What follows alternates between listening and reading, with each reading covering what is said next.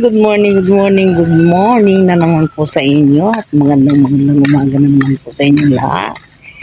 Nandito po tayo ngayon sa sa kalye guys. Nag-exercise na naman tayo. Pilitin kong matapos ng isang oras.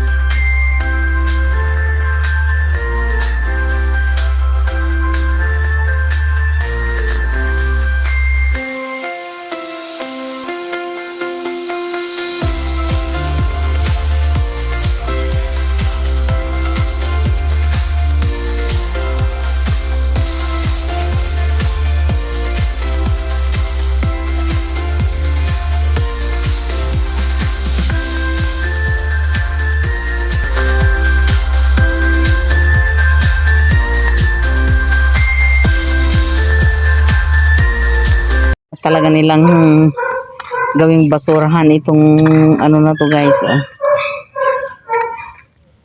itong gilid na ito. Ayan, may mga basura pa rito. Diyos ko, kanino kaya ito? Dami nakakatakot. Hindi natin alam, baka may mga ahas din dito, sigurado 100%. Ganun din dito, Ano? Sayang yung bunga ng na yun, saging, saba pa naman yun. Alam ko yung saba guys, Yan, yan. Daming saba. Paano mo makukuha yan? Yung malakas na lang ang loob siguro ang makakakuha niyan. Katulad nito, yung bunga ng saba na ito, saging na ito, hindi na talaga nakuha. Nabulok na lang. Ayan, kung nakikita ko ninyo, yung nakatumba na ito, itong kulay dilaw na ito. May bunga ito Isang buwig guys. Isang haba Ayan Ayan. Yan sa may ang daming bunga sa loob. Hindi nakukuha gawa nga ng talagang tinalian na ng may-ari yung pinaka-gate. Kasi nung minsan nakita ko bukas yan Ayan. Mga talaga, mga malalakas ang loob ang nandyan. Ito, hindi pa nabuo yung yung bunga. Siguro napapanahon lang guys. Hindi pa panahon para mabuo ang bunga nito. Dwarf ito Yan malalaki ng mga mga itinanim kong saluyot, pwede nang anihan. Yan, kukuha ako ng gunting. Pati yung mga guys, yung tawag dyan, kamote. Yan. Papasok tayo sa loob guys. Ewan ko kung kailan mamumulaklak. Siguro malapit ang mamulaklak itong aking pinya. Yan. Papasok tayo sa loob guys.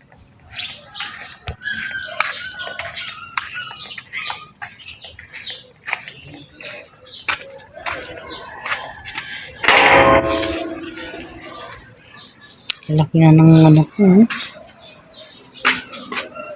Uy, Diyos ko.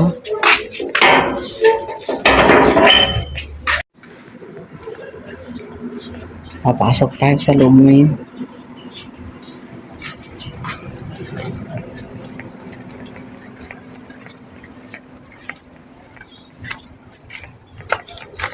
Ilang linggo lang talaga na nawala kami. Oh. Ang lalagyan ng mga dahon ng mga gabi ko.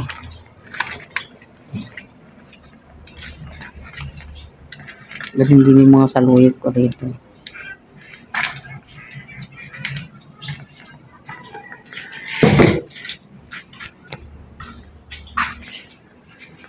Diyos ko, ano ba nangyari dito?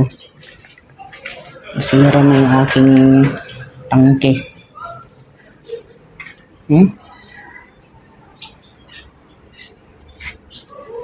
Mamaya, panda rin natin.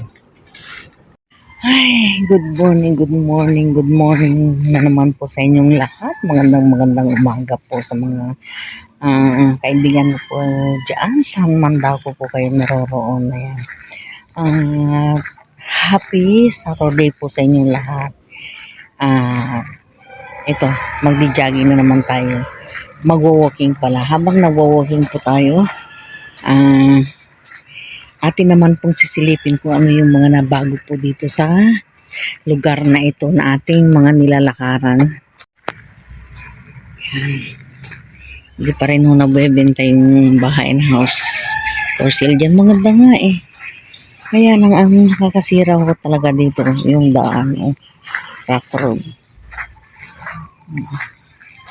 Siguro kung ano guys, kung maganda yung lugar na ano ito, pinalalagyan nito, lalong mas maganda. Tabi tayo.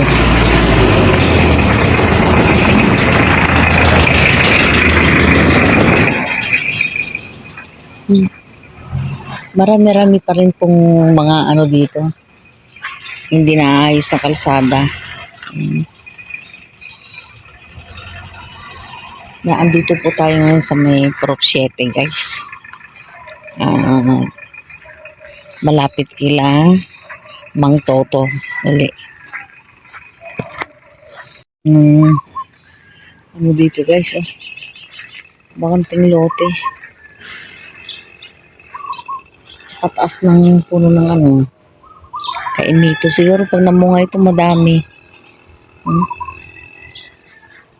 Parang ko ito mangga. Hindi ko lang sigurado kasi malayo-layo eh. Yan. Iikot na po tayo. Karing kalye ito eh. Kaya lang bakit kaya tinabunan ng ano. Siguro isa lang may-ari nitong mga bahay dito sa banda rito. Maputik. Yun lang problema.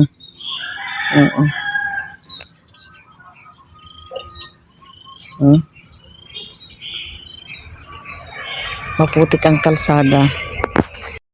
Dito na ngayon sa harapan nila Kurt ang ano, gate. Tama-tama o tumbok na tumbok sa kanilang tindahan. Ano?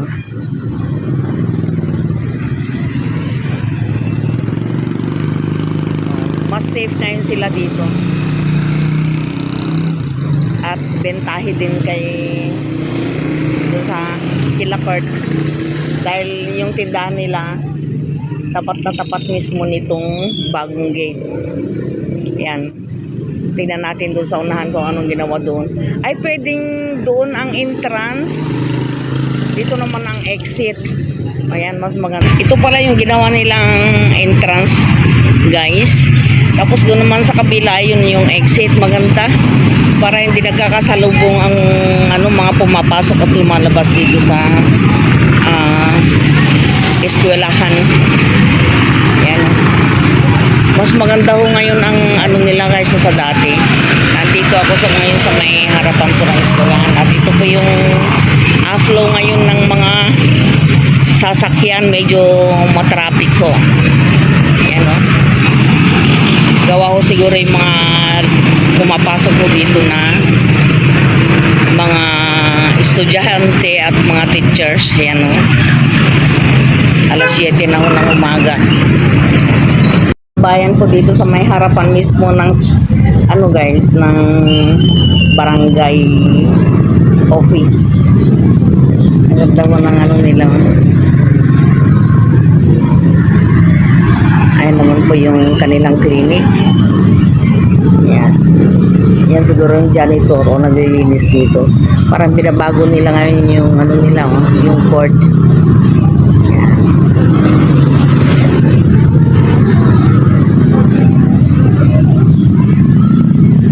Ito na yung mga pinost nila sa Facebook guys na for sale na lupa. Ayan o. May nakapagpatayo na rin po.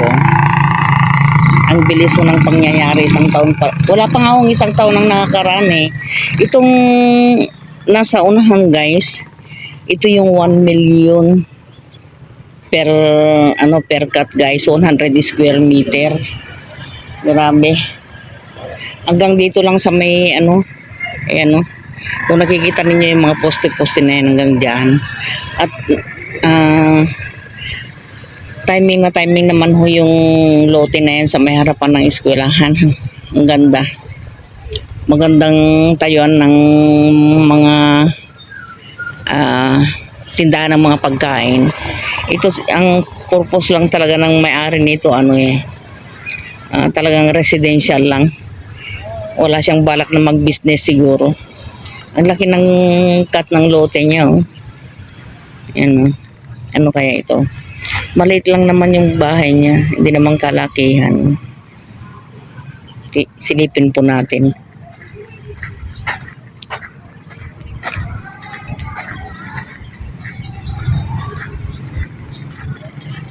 Nandito po tayo ngayon sa may harapan po ng Panipuan High School.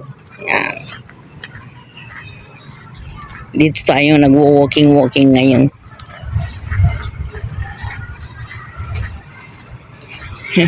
At ito pa po yung ito yung pinaka first time ko pong lumakad dito sa gawin na ito. Ang ganda. Akala ko bahay talaga na yung bahay kubo pala na bago ngayon. Yero na nga lang ang bubong. Pero ayan ang ganda.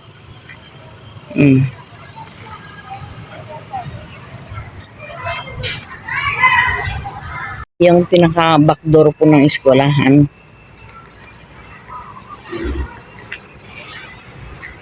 Ayan. Subukan po nating dumiretso. Ayan.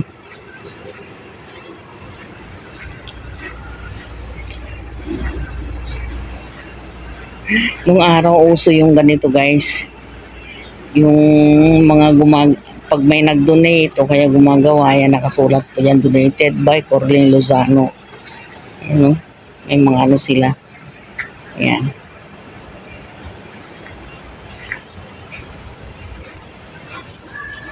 Katapat niya itong bakanting lote na to.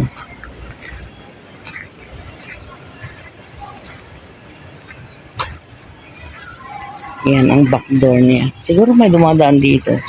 Nakatiwang-wang eh. Oh.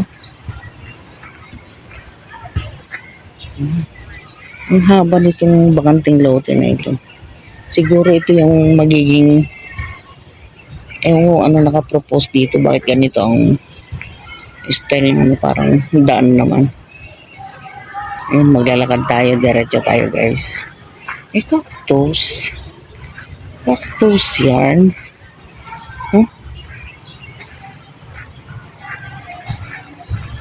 Yan, nakakatakot. Ay, may bunga. Nakakain yan eh. Tingnan na natin.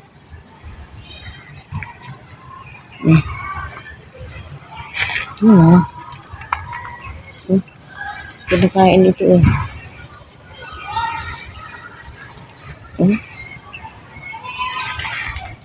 Titignan natin. Ang problema, paano tayo makakakuha niyan?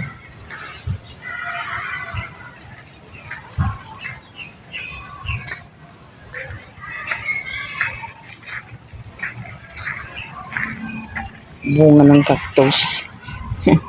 Hindi naman ako pwedeng makakuha nun kasi may mga tinik. Daan guys. Ganda ng view ng Mount Arayat dito.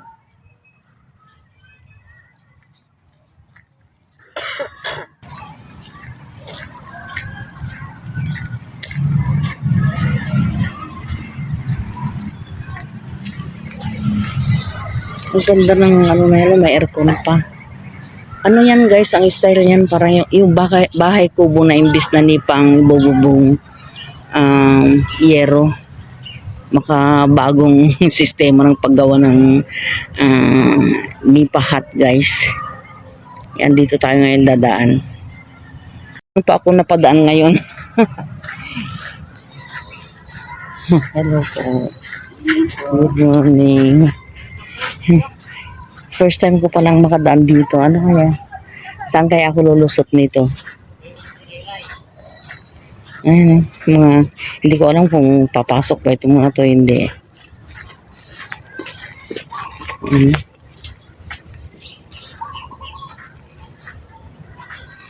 Hindi ko ngayon alam kung saan ako lulusot nito. Tuloy lang. Sana walang mga habol na aso dito. Matagal-tagal pa bago masimento ang daanan dito guys. Lawak pa ng mga bakanteng lote oh.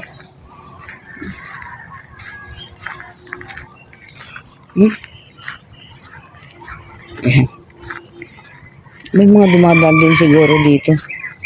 Na ano, sayang.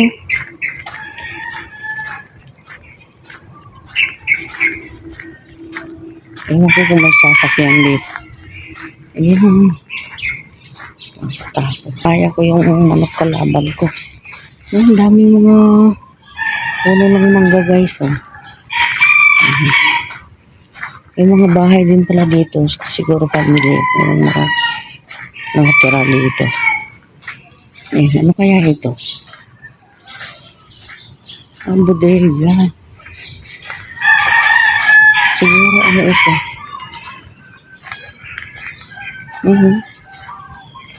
Bodega. Siguro itong may-ari ng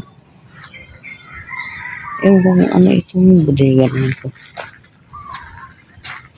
May mga bahay dito yung pinapagawa. Ito, medyo maganda-ganda na. Ang problema lang talaga dito guys, kalsada. Ayan na. Hindi pa tapos.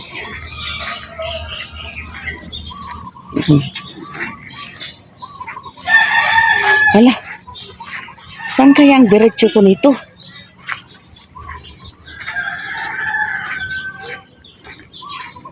Oh.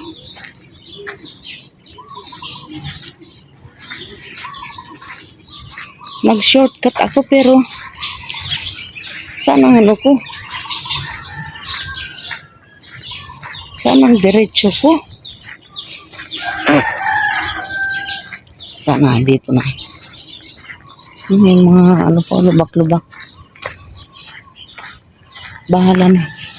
Kung saan tayo makarating. Ayun eh.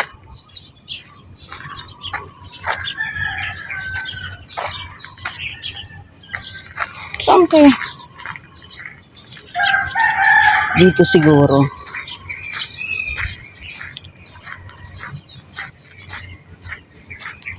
Ito. Ganda ng papaya oh. May hinog na manibalang. Yan. Ko yung mama na yun. Sundan ko yung mama na yun. Yan, oh, yung sinaunang sasakyan. Yan siguro yung ano, panghakot nila ng tubo ng araw.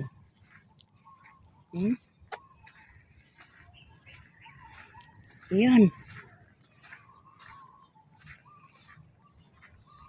Yan, mga aso, dami. Oh.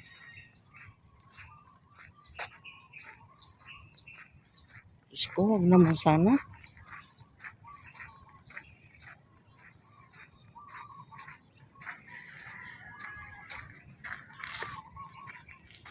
Ito na. Ayan o guys, so nakikita ninyo yan. Lote nila ito. Yan ang may-ari, yung may-ari nito. Yun din siguro ang may-ari ng mga lupa dito ng araw. Ayan yung panghakot nila ng tubo. Ayan.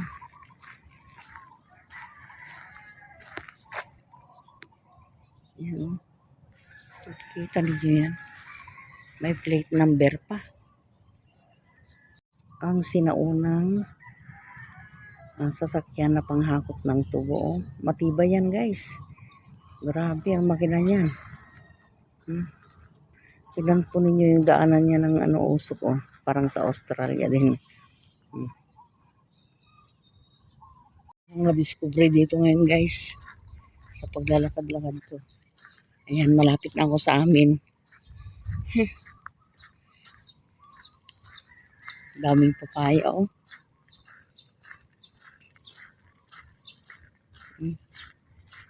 May kubo-kubo din doon. Siguro yun ang bantay. Lawak pa yung lote dito. Ito palang labasan nun, Diyos ko. Buti na lang sinubukan kong dumaan dun sa lugar na yon. Malapit na akong makauwi guys. Isang ikot na lang. Pero tama na.